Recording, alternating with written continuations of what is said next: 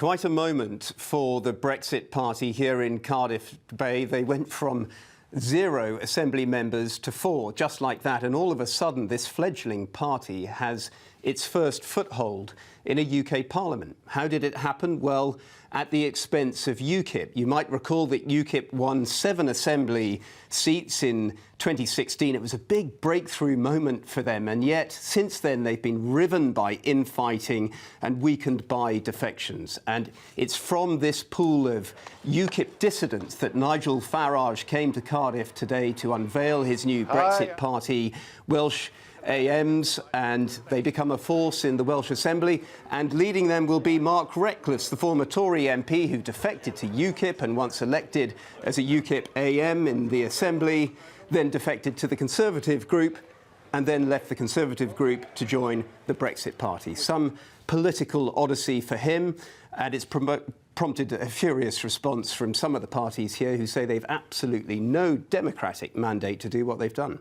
So, Andy, fill us in on what's happened to UKIP now. Have they got any Assembly members left? From an original tally of 7, they've just got 2 now, including Neil Hamilton, who described the actions today of these new Brexit party members as utterly illegitimate and walk-on extras in the Farage movie, as he described them. But it's a striking fall for UKIP from the heady days of 2016. They lose their group status in the Assembly, and really bad timing for them as they seek to emulate their success in the last European elections when they polled a very close second place to Labour in Wales. Andy, thanks very much. Well, the majority of Welsh voters backed Brexit, but Plaid Cymru is campaigning for a second referendum and to stay in the EU.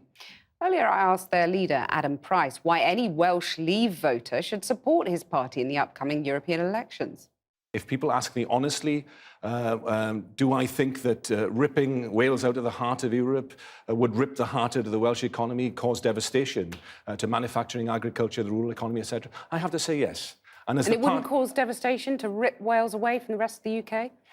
No, the opposite. I mean, look at the history of Ireland. You know, Ireland was where Wales is now, at the bottom of the economic league table before it got its independence, and particularly since it joined the European community, then the European Union, as an independent member. It's been able to get, if you like, the best of both worlds. Well, and it's done that by lowering corporation tax rates. I mean, is that the kind of model that you would look to follow? No, it did that primarily, actually, by getting support from the European Union, cohesion fund money, which it was able then to invest principally in its infrastructure, in its human capital, the kind of things that, you know, we could do in Wales. But low tax rates too. I mean, that is a key part of the model. Is that something you'd like to emulate?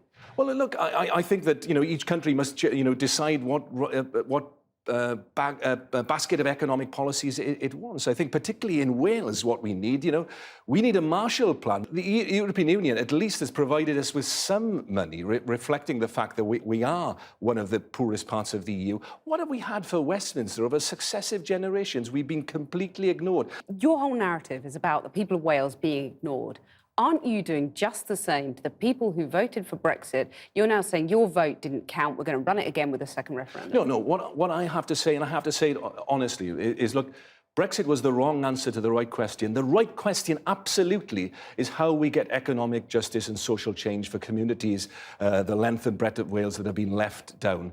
We don't do that through Brexit, which will impoverish those communities even further. What my job as the leader of Plaid Cymru is to convince the people of Wales there is a better way. The better way is for us not to give power to that discredited, incompetent, corrupt in many ways political establishment that we've had for Westminster over several generations. It's actually to empower ourselves as a nation independently, but also as an equal partner across the whole of the European Union. And my appeal to Labour voters in Wales are completely disillusioned with Jeremy Corbyn, with Liberal Democrats, Greens and others, is please lend your votes in Wales to Plaid Cymru, because we're the only Remain party that can win seats. If you actually... But if they voted Leave, that's no good to them, is it? Well, look, I think people have changed their mind because, if you like... What if they haven't changed their mind? Well, if they haven't changed their mind, then let's have that vote based not on the fantasy Brexit that was presented to them 3 years ago, but on the reality of the Brexit that is on the table now, that even Brexiteers say that they don't support. But where's the democratic legitimacy? But you've got the vote now coming up, the European election vote. If you had a Labour leaver in front of you now, you couldn't, in all honesty, say, forget about Leave, vote for Plaid anyway.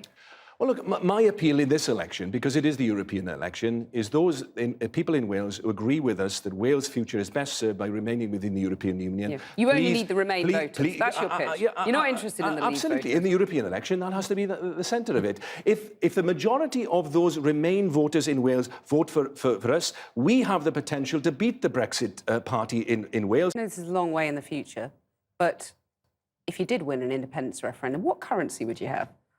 Well, look, I mean, that's a matter of detail, but, you know, that's... it's important at the heart of your independence plans. My view is that we should go for our own currency. If you were so enamoured of the EU, why not join the euro? Well, look, I mean, you know, the Welsh economy at the moment, because we have been given this legacy of poverty, you know, needs to have the economic freedom and flexibility that would come from setting its own monetary policy. We need to drive our economy up, and we need to have access to all the economic levers, both fiscal and monetary. What would be called your own currency? Well, the Welsh for a pound is pint, which is a bit like the punt, which, of course, used to exist in the Republic of Ireland. Would call a pint a pint.